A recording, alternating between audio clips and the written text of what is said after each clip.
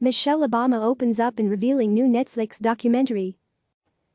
Michelle Obama has been away from the White House for more than 3 years, a period long enough to write a memoir and release an accompanying documentary film. Becoming, which begins streaming Wednesday on Netflix, is a companion film to Obama's best-selling 2018 memoir of the same name. It is in part a self-examination project for the former First Lady, composed of scenes clipped from her book tour, detailing interactions and conversations with fans and friends, both onstage and off. The whole idea of doing the tour is about being able to have the time to actually reflect, to figure out what just happened to me, says Obama to Oprah Winfrey during one of her onstage book tour interviews, parts of which are in the documentary. It's the panic moment of, this is totally me, unplugged, for the first time in a long time.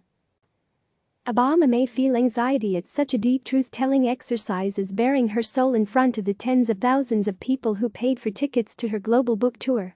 But for many Americans, Obama remains in their minds the most accessible First Lady of modern United States history. During her tenure, she opted for a public presence not shrouded in secrecy and formality, but rather at least the perception of normalcy and realness. Supporters found Obama to be a reflection of modern motherhood and independence. Detractors felt she was making too familiar the role of presidential spouse, leaving by the wayside conventional expectations. Obama chose to spend her 8 years as a First Lady as capable of giving a powerful speech on a policy issue as she was doing push-ups on a talk show or making up a rap song about eating vegetables.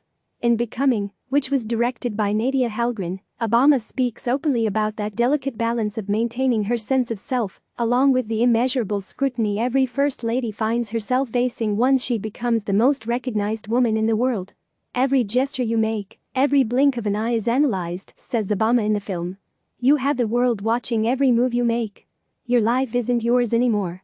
She reveals to Winfrey that she held back tears as she walked away from the United States Capitol building to Marine One after President Donald Trump's inauguration, because they're going to say I'm crying for a different reason, but as soon as she was safely aboard Air Force One, on the ceremonial last flight out of Washington, she let go and sobbed.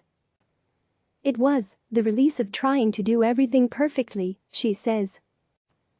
Obama's predominant concern in the White House was her 2 young daughters, Malia, now 21, and Sasha, now 18.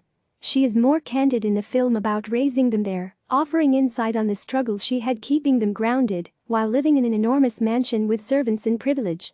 She says she insisted they clean their own rooms and do their own laundry, for example. Obama also shares she let the girls have a last sleepover with friends on their final night in the White House, but had to rouse them in the morning by saying, "Wake up, the Trumps are coming."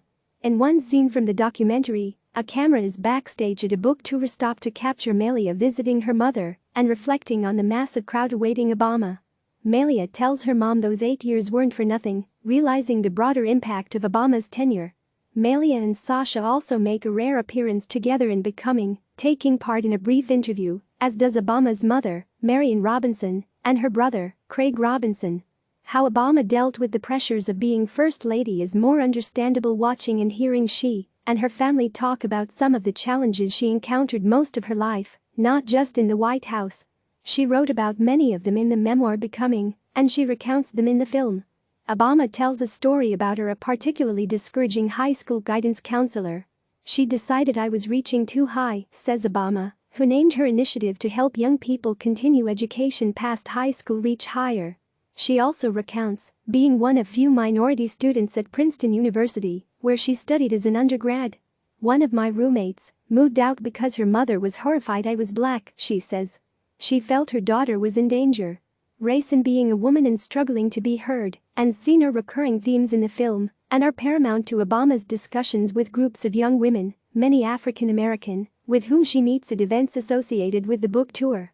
"I hope my story urges you to see the power of your story and to own that," says Obama to a young woman named Shayla. "We can't afford to wait for the world to be equal to start feeling seen," she says in a clip. "I feel like I gotta share with you all that the energy that's out there is much better than what we see." Another teenage girl asks Obama how she's getting her life back on track now after her First Lady detour, to which Obama replies, "It's a whole new track. It's not going back, it's all different." Life now. Since departing the White House, Obama has physically not moved far, just a few miles away to a comfortable house in Washington, D.C. Her objectives haven't strayed either. She is still championing young women and girls, in 2018 launching the Global Girls Alliance to support education. Of late, she has also been active with her other initiative, When We All Vote, encouraging eligible voters to do so digitally. Since the onset of coronavirus stay-at-home guidelines, Obama has also been active in messaging the country, from recording a robocall for Washington's vulnerable residents, to outline the availability of free testing, to launching a reading program with PBS Kids called Mondays with Michelle. Last month, she joined with Laura Bush to record a video message thanking healthcare and frontline workers as part of the 2-hour Global Citizen television event. On Tuesday, she announced on social media that she would be part of a massive virtual commencement celebration via YouTube, offering her guidance for graduates in an address for students unable to participate in person.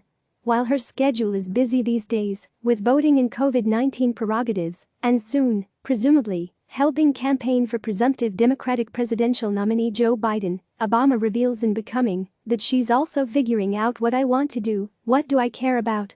She displays a vulnerability and uncertainty that she couldn't always show when she was in the White House. First Lady memoirs. Many of Obama's predecessors likewise found exiting the White House liberating. Being able to talk about what events were actually like versus what the public saw as an exercise that every First Lady dating back decades has revealed in a personal memoir, most of which have been incredibly popular. Helen Nellie Taft was among the first First Ladies to write a detailed autobiography, Recollections of Full Years, and see it published while she was still alive in 1914. Modern First Ladies, Lady Bird Johnson, Betty Ford, Rosalind Carter, Nancy Reagan, Barbara Bush, Hillary Clinton, Laura Bush, have penned at least one memoir, with the exception of Pat Nixon. Each spent time on the New York Times bestseller list.